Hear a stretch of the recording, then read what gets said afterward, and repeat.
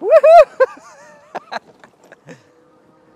Adults can have fun in this as well, but I don't recommend this because I'm about 180 pounds. I'm definitely overweight for this wagon.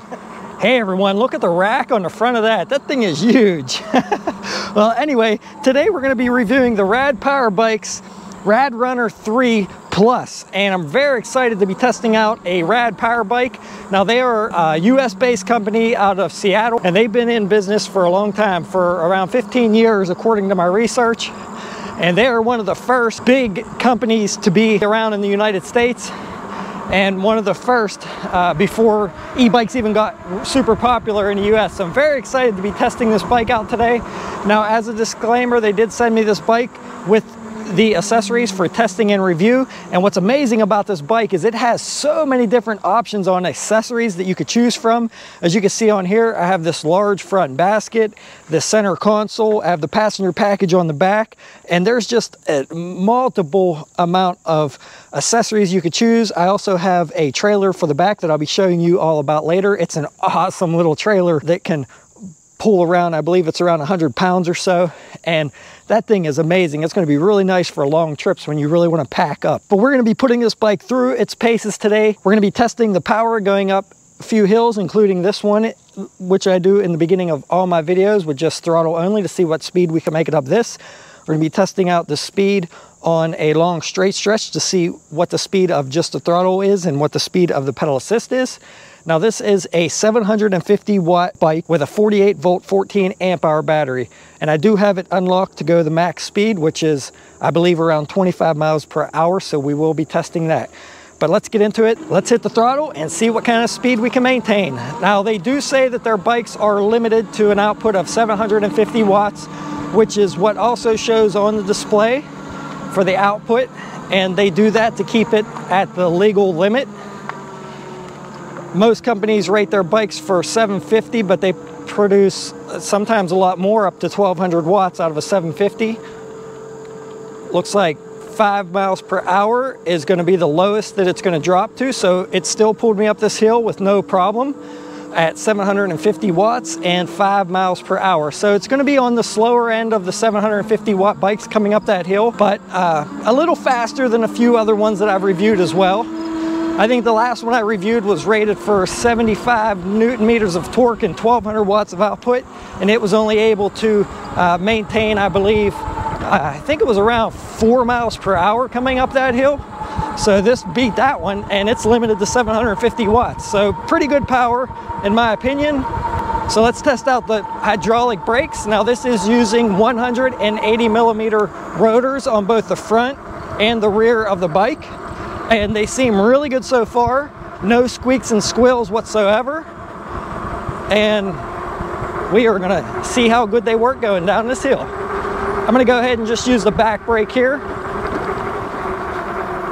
and you can see this is a little bumpy. They just paved this strip here, and it's a little bumpy, and as you can see, there is suspension on the front but no suspension in the rear. Now, you can add an additional suspension seat post. It's a 27.2 millimeter diameter, which is nice. However, if you do have the passenger package, it's not going to make it like a moped style where you can slide back anywhere you want on that seat, because the suspension post will make it sit about somewhere around 3 inches taller if you do use a suspension seat post, so keep that in mind. I kind of like this style with the moped style seat here like this, so I'm going to keep it on here like that. Oh yeah, I can still lock them up even though I feathered that brake. Don't really see any smoke coming from that back brake, which is really nice, so really happy with the braking system so far. So let's check out some of these pedal assist levels. Now, up here on the display, you have two displays. You have one that shows your pedal assist levels and your battery meter, and then you have your display in the middle, which shows your speed, your time, odometer, and then if you hold the up and down button, you can toggle between your trip time and your trip odometer. And I'll get into it later, maybe in another video, or maybe in this one, who knows, how to change the max speed, how to go into the advanced settings and change that, and to change your clock settings and things like that. So let's get into it. Pedal assist 1, let's try just pedaling first and see what kind of speed it gets me up to. Really nice slow start. And it's looking like about 8 miles per hour 9 miles per hour, 10 miles per hour. So it's holding around 10, there's 11. Let's hit the throttle. And the throttle is not limited to your pedal assist levels, as you can see. But we will check it out later on a straight stretch and show you exactly how fast you can get on throttle. And one thing I want to mention is I do have my phone plugged into an external power bank right here, because this does not have a USB charge port. However, for like 20 bucks, I believe it is, somewhere around there, you could purchase a little USB plug that plugs into this connector right here. There's also one on the back, and then that will allow you to charge your 5-volt devices directly from the bike's battery. So maybe I'll get that in the future, but for now, I'm just charging my phone up from this because it was almost dead a little bit earlier. So let's try pedal assist 2 here and see what kind of speed we can maintain with 2.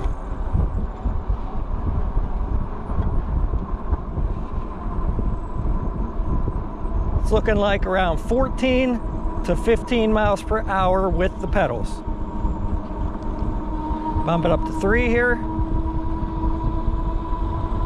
And I'm starting to go uphill now, so we'll have to test 3 out later on. All right, testing out the brakes here, going down this long hill, and they work really good.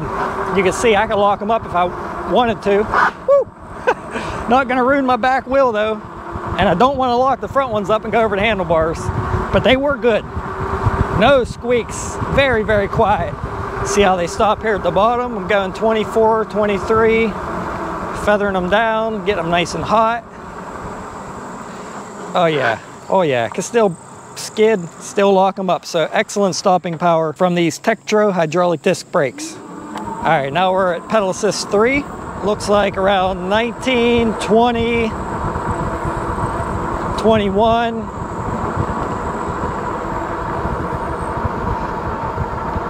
And it looks like in pedal assist 3, it's gonna give me around, right around 400 watts of output in pedal assist 3. And that's something I want to mention. It's the pedal assists levels are limited to the power output. So right now it's outputting 390 watts. If I bump it down to 2, looks like it's putting out about 165 watts or so. Pedal assist 1, it's only putting out about 80 some watts. So depending on what level you're in is going to depend on how much battery power you use. But it's really nice that it limits your power on the pedal assist level when you're pedaling, but you have full power of the 750 watts with the throttle at any time, no matter what pedal assist level you're in,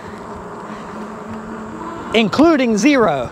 That's what's awesome. I forgot to mention it earlier, but you have full power with the throttle in pedal assist 0. So you could turn the pedal assist to 0, put it in whatever gear you want, and pedal as hard as you want, and then just use the throttle as needed to help you out, which is awesome for when you're riding the bike trail, trying to get some exercise, and you just need a little bit of help. You just hit the throttle and you get going. So let's see if this bike has a cruise control.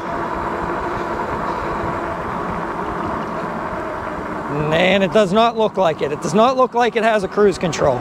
If you guys know if it does, and if there's a way to set it on here, please comment down below and let me know.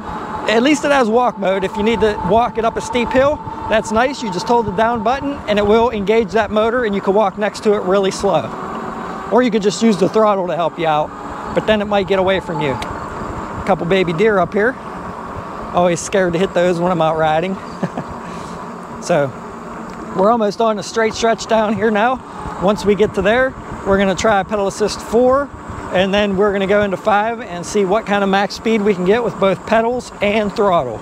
But overall, so far, very nice ride, very, very nice braking system.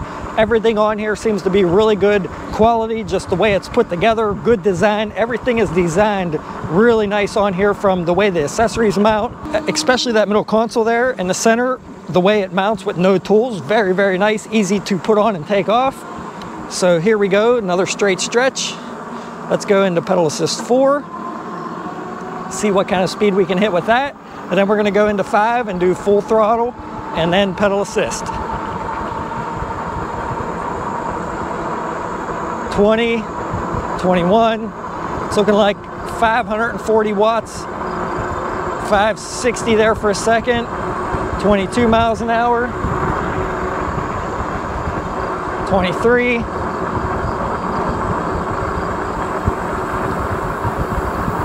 So around 23 miles per hour, I'm gonna bump it up to 5,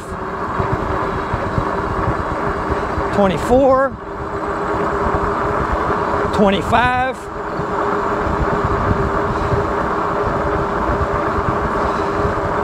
so it looks like about 25 miles per hour, and then I'm gonna do just throttle, and it's still maintaining 25 miles per hour. So this bike's top speed is 25 miles per hour, and look at the way I'm pedaling, not super fast. We have an 11 to 34 tooth freewheel in the rear, which makes it very, very nice for pedaling at high speeds, not running out of pedal, not ghost pedaling. So very nice on the freewheel in the rear. Or 11 to 32 tooth. Yeah, sorry about that. 11 to 32 tooth. I don't know what I was thinking. 11 to 32 tooth freewheel. But like I said, makes it really nice for no ghost pedaling. And this thing just, it's very smooth. That's all I could say. Very smooth. Maybe a little less power than some of the other 750 watt bikes I've reviewed. But overall, very nice bike. We'll see how it does up this hill. Over here, we're gonna stay in pedal assist 5. And we're gonna see what kind of speed we can cruise up this hill over here. Oh, this van. I gotta let this van go. I lost my momentum there. I had to let off the throttle.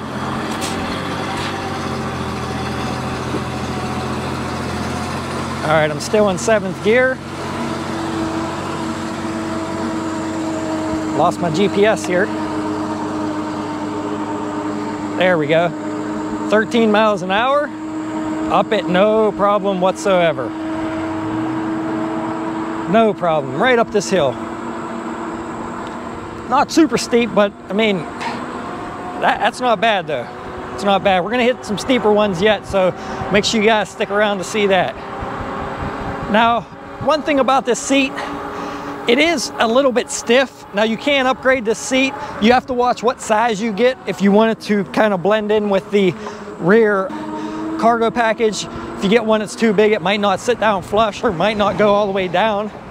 Something I might experiment with in the future, but you are able to change the seat on this seat post on this bike. So that's nice that you can change it to whatever you need to suit your needs and comfort. All right, everyone, so let's check out the specs and features of the Rad Power Bike's RadRunner 3 Plus. So up here on the handlebars, you have a nice set of faux leather ergonomic hand grips.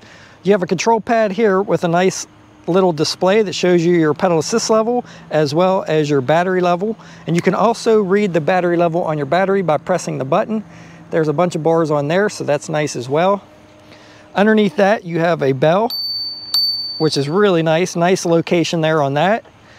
Over here in the center of the bike you have your LCD display that shows you your trip time and odometer, and then the watts the motor is outputting. That will read up to 750 watts, and then your speedometer in the center. So your pedal assist level is over here and your odometer is over here. So pretty cool design there. To toggle between the time and odometer to your trip time and your trip meter, you just hold the plus and minus button down, and you can see 6.2 miles so far on this trip, and on GPS 6.37 miles, so fairly accurate there.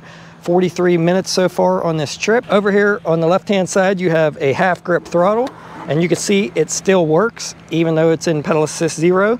You have a 7-speed Shimano shifter, which leads down to the 11 to 32 tooth freewheel in the rear. And in my opinion, I always say it, any bike that is rated for up to class 3 speeds of 28 miles per hour should always have at least this freewheel on the back. Most bikes put the cheaper 14 to 28 freewheel on the back, and then you get a lot of ghost pedaling over 20 miles per hour. Rad solved that problem by including the 11 to 32 tooth freewheel, so it's going to be excellent for pedaling up hills when you have a bigger load on the bike, especially when you're pulling that wagon with the 32 tooth gear on here, and then you're going to be better pedaling at higher speeds without ghost pedaling with that 11 tooth gear on the rear. Coming up the chain, it's using a 48 tooth chain ring in the front and a set of aluminum pedals, and it's using a Shimano Acera derailleur to shift through those gears. This bike is sitting on a pair of spoked 20-inch rims with a pair of K-Rad tires. Now these are semi-fat tires, usually 4-inch tires are fat tires, but 20 by 3.3 is really nice size in my opinion there. I love how it has the reflective stripe around the outside, and the K-Rad looks to be reflective as well as all the other lettering too. So that's gonna make it a lot safer at night for car lights reflecting off your tires and you being able to be seen at night, so that's awesome. Also for safety, you have a nice automatic on headlight in the front, which comes on as soon as you turn the bike on, and it has a tail light in the rear, which is actually a brake light when you pull the brake lever as well. Now you can turn that light off. It does come on automatically when you turn the bike on, but you could turn it on and off as you want with the power button here next to the display. And that button's also used to reset your trip meter. Once you toggle into where your trip meter is, you just hold the headlight button down for around 10 seconds or so, and it will reset your trip meter and your trip time. And it holds that setting whenever you turn the bike on and off, so it won't reset until you hold that headlight button down, which is really nice. Now the design on this seat is really nice, really integrated there with the passenger package. Love the design and look of that.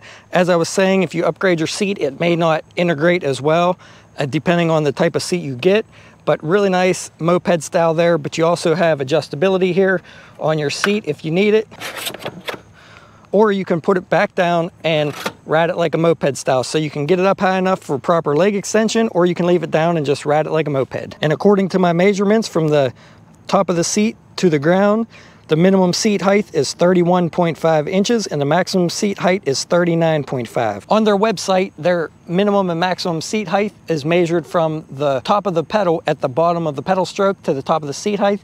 That way you can measure for leg extension to see what size your inseam is, to how it's going to fit you as a rider. But I measured directly to the ground, and that's the measurements for all of you that want to know for being able to touch the ground when you're sitting on the bike. Now this bike is powered by a 14 amp hour battery that's housed in the frame of the bike here, and it's powering a 750 watt rear hub motor. Now I did hear that this was designed to hold a second battery, so that'll be pretty awesome, and hopefully I get to check one of those out whenever it's released to see how it mounts in there and how it works. But pretty cool that they are working on designing a battery to go in there. Now, as you see this bike, it does have a few accessories on it. This is my aftermarket cell phone holder that I'll leave links down below in the description for. This is the large basket that you can get, and that thing is pretty big, way bigger than any other basket that I've seen. And the measurements inside are roughly 12 by 19 inches. It is a little smaller at the bottom, a little bigger at the top. That's the average inside. So really nice for carrying a lot of cargo. You have the rails down here for being able to clip pannier bags on if you want to. And with this passenger package, you do get a set of plexiglass inserts here so that when you have a passenger on the back, they can't get their foot stuck in the spokes or in the wheel when it's turning. Really nice to see for safety. Those just bolt on. And with the rear passenger package, you do get a set of pegs as well. Now you do have to purchase this passenger package separate. The front basket is separate. I believe it's like $130. And then you have this center console here, which is pretty awesome the way it mounts. It just has one screw mount in the center, which attaches with a clamp to the bottom of the frame here, and then also two screws that screw into your water bottle holder here in the center, and you can put them on or take those off by hand as well. No tools required, so going to be really nice to take off for transport if you need to mount a bar across there for a bike rack or whatnot. Love the toolless design. You could also pop the lid off on top to get to everything easier, but you really don't have to take that off to take this on and off the bike if you don't want to. It has a keyed lock so nobody can get in there to access your stuff. And there is a fairly large amount of room in here. I was actually surprised with how much stuff you could put in there. So great design and really nice little compartment there for transporting your stuff. And I love that these foot pegs flip up for transport. You don't have to leave them down. You can flip them up out of the way when you need to. Now this bike does also come with a set of front and rear plastic fenders. Really nice long design here with a little flare on the end. Should keep all the mud and water off you for the most part when you're riding, which is really nice to see. And as I said before, no suspension on the rear, but it does include a suspension fork on the front with 60 millimeters of travel. There is an adjuster here on the right hand side for your lockout and some adjustments there. And on the left hand side, there is a preload adjuster. For the cable management up front, everything is wrapped fairly well. They just have some zip ties over here. Would have been nice to see some nicer cabling wrap here, but they do have a nice neoprene sleeve here coming down. The wires all go into the frame here, so you don't see them at all from here all the way down to the controller. Then they come back out here and go to the motor and the rear light. So pretty nice design there. Now they do say when you mount this front basket in the directions that you're supposed to take this front brake cable off of here, and they give you a mount that goes back here. However, I didn't seem to have to do that. I just mounted it with the front brake line the way it was, and it seems to be working out just fine. But it is cool that they thought of everything, even when you mount the basket to reroute the brake line. I mean, that's cool that they thought of that in their design as well. Designed really good in my opinion. Really sleek looking. All the accessories fit perfect on there. Really good build, and everything seems to be really good quality in my opinion. For stopping power, we have a set of Tektro hydraulic disc brakes coming down to 180 millimeter rotors on both the front and the rear of the bike. And you can see here, this is where the trailer attaches to. It just attaches on there real quickly, and then you put the pin through there. Now when you put this on your bike, they do give you a different nut to put in here. Really easy to attach. You just take that nut off, you put this bracket on here, put the new nut on, and you're ready to put your wagon on the back, or trailer, whatever you want to call it. Wagon, trailer, cargo carrier. All I know is it's going to carry a ton of cargo at 100 pounds. Now it does look like they have a mount in the center here for a center kickstand. On this one, it has a heavy duty kickstand on the side, which is adjustable. However, keep in mind, if you're using this as a cargo bike and you have this thing loaded up with a bunch of cargo, it could fall over on that kickstand. So a center kickstand would be better. I don't know if you can get one for this bike or if that's something they're coming out with. To be honest, I didn't really look into that. I probably won't put one on, but it's nice that they do have the mount there in the center, it looks like, to be able to mount one. Now, one thing I noticed is the reach on this bike is very minimal when you're sitting on just the regular seat and not slid back. If you have the handlebars adjusted slightly back like I do, you don't have a lot of reach at all, which is the way I like to ride. I don't like to be bent over at all. So I could adjust these handlebars forward. What's awesome is they're BMX style handlebars.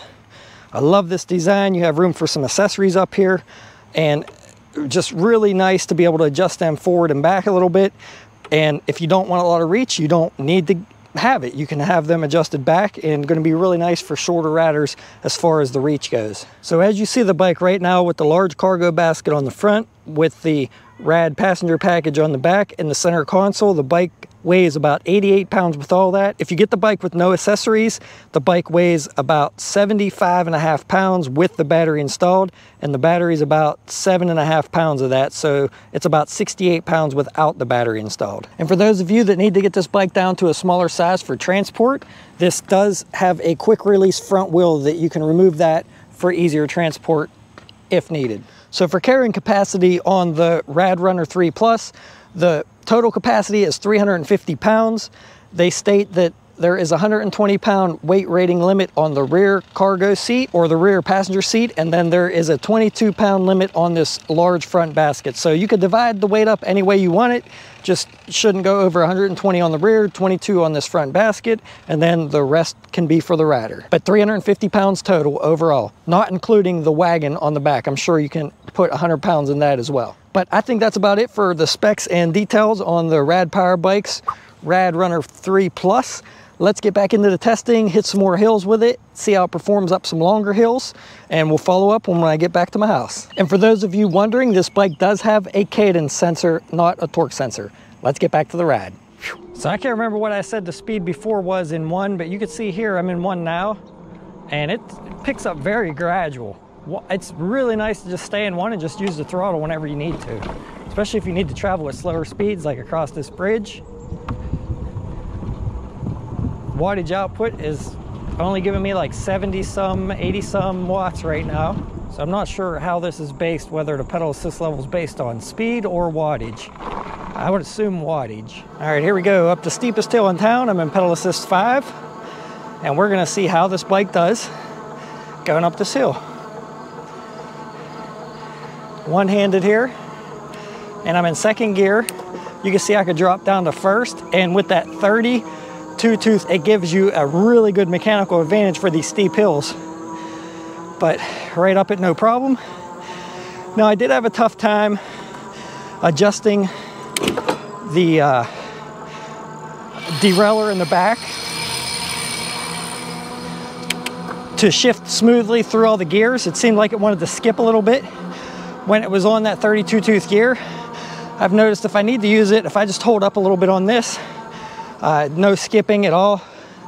I've got it pretty close though, where it doesn't really skip anyway. But if it starts to skip, I just hold up on that and no problems right up those hills. All right guys, here we go up the last long hill before my house. And you can see I'm sitting back a little bit on the seat currently. I'm in 4th gear.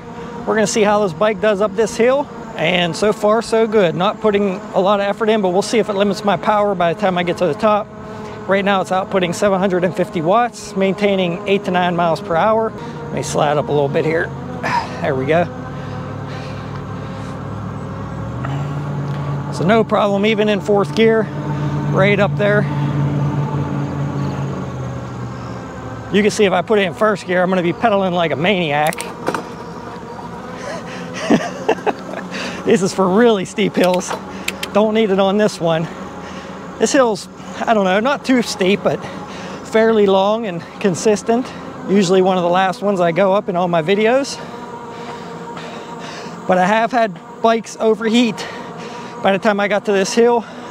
By the time I got to the top, sometimes the controller will overheat and limit the power. So we'll see how good this one does. Still maintaining 750 watts, 10 miles per hour. Cresting up over the top here now. Never dropped below 750 watts, so pretty good power. Like I said, not quite as powerful as some of the other 750s I reviewed, but not bad. Feels like it's designed really smoothly. Not torquey, not jerky at all, but just very smooth. You can hear the rear motor, not very loud, pretty quiet. You can hear it a little bit. I can't even hear it at all now, up at max speed. Wow, it cut power there. Let's see where it cuts the power. 22, 23, 20. Yeah, after 25, when it hits 26, it really cuts the power off pretty much completely. So 25 is going to be the max speed with throttle or pedal assist. All right, we're almost to the hill that I go up in the beginning of all my videos. Let's do some just throttle here and see how it does after,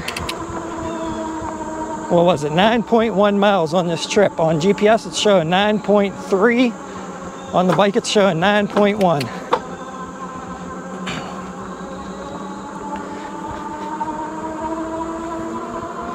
Let's do just throttle, get a run for it, and see how it will do. And like I said before in most of my other videos, this is how I would normally ride, but I would normally be pedaling. And we'll see with just throttle, getting a run for it, what I can maintain after 9.3 miles. 12, 10, 9, 8, 7, 6, 5.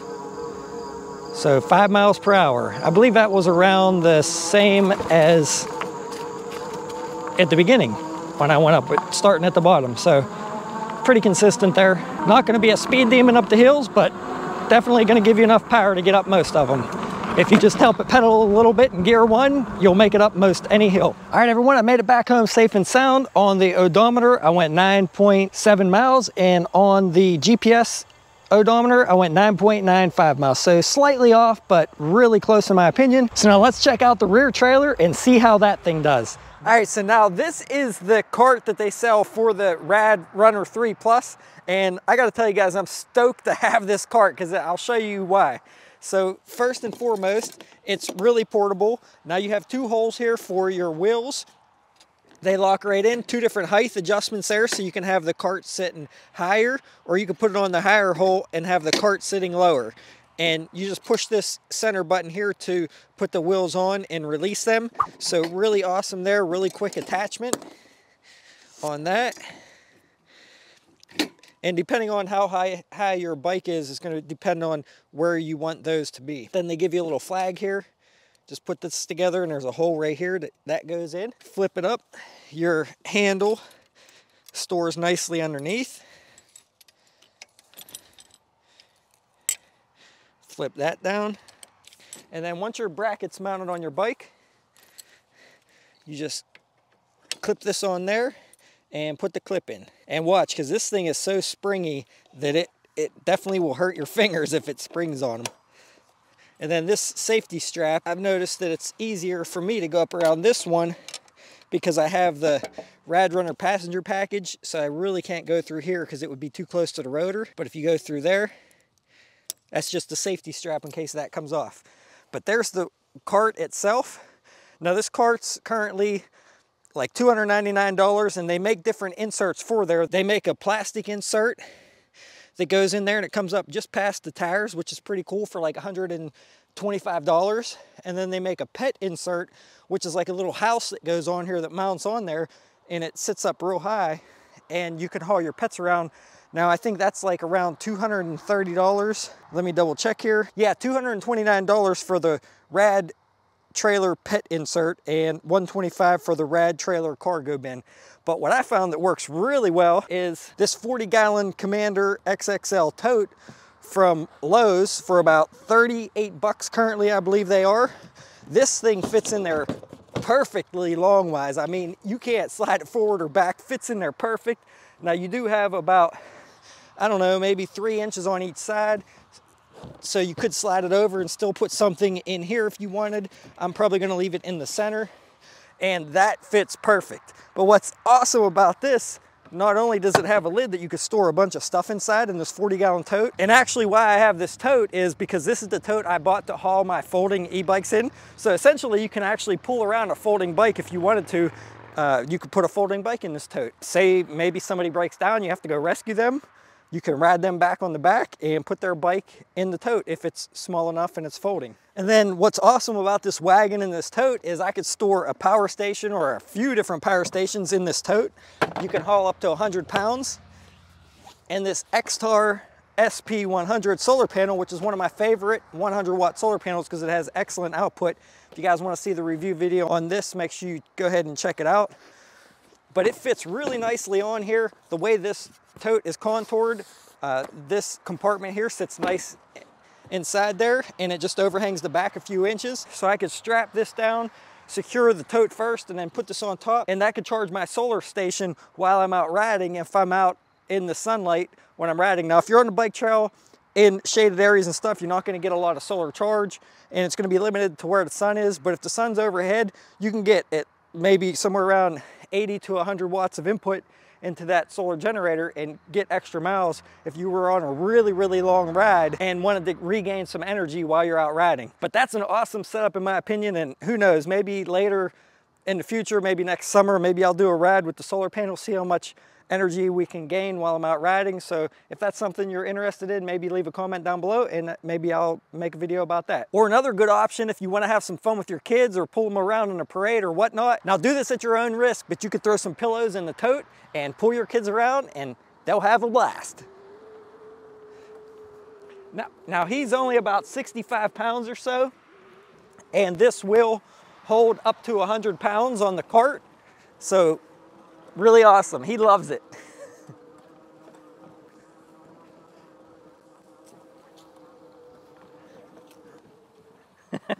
Now there is no suspension on the cart, so they might feel a little bit of bumps, so I definitely recommend putting some kind of cushion at the bottom. But I love being able to put a tote in there to get it up high enough so that they can't get their hands or anything in the wheels, their feet, and things like that.